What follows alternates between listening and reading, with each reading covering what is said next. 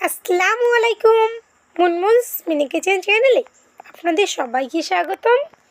আজকে আমি আপনাদের মাঝে শেয়ার করব খুব মজাদার পাউরুটির মালাই কেক রেসিপি। আমার ভিডিওটি ভালো লাগলে একটা লাইক দিয়ে দেখা কন্টিনিউ করবেন। আমার রেসিপিটি কেমন হয়েছে অবশ্যই কমেন্ট করে জানাবেন। তাই আর দেরি না করে চলুন শুরু করা যাক আমাদের আজকের রেসিপি।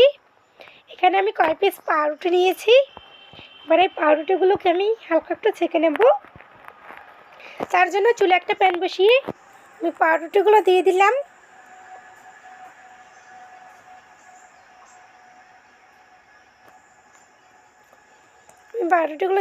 এবার চারপাশ দিয়ে হালকা একটু তেল দিয়ে নেব। আপনার চাইলে এখানে ঘিও ব্যবহার করতে পারেন। এগুলোকে আমি উল্টিয়ে নেব। এভাবে আমি সবগুলো উল্টে পাল্টে একটু ছেঁকে তুলে নেব। এবার ছেঁকে নেওয়া হয়ে গেছে। এবার এগুলোকে আমি তুলে নেব। একই পদ্ধতি আমি সবগুলো করে নেব। এবার আমি মালাইটা তৈরি করে নেব। তার জন্য চুলে একটা প্যান বসিয়ে দিয়ে দিলাম হাফ কাপ চিনি। চিনিটা ক্যারামেল তৈরি করে নিতে হবে। আমি চিনিটা ক্যারামেল তৈরি করে নিয়েছি। বেশি কালার করতে যাবেন না, তাহলে খেতে তেতো লাগবে। এবার এখানে দিয়ে দেবো আমি 1 কাপ গরুর দুধ, দিয়ে ভালোভাবে নিয়ে নেব।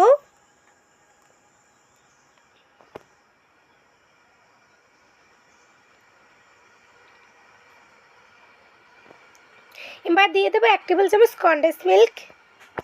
এখানে চাইলে আপনারা গরুর দুধও ব্যবহার করতে পারেন। আমি কনডেন্স মিল্কটা ব্যবহার করছি। এখন ভালোভাবে নিয়ে নেব।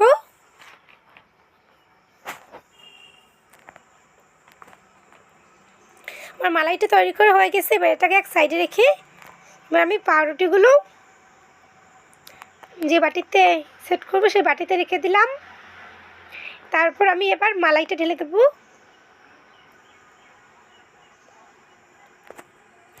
গরম থাকা অবস্থায় মালাইটা দিয়ে দেবেন।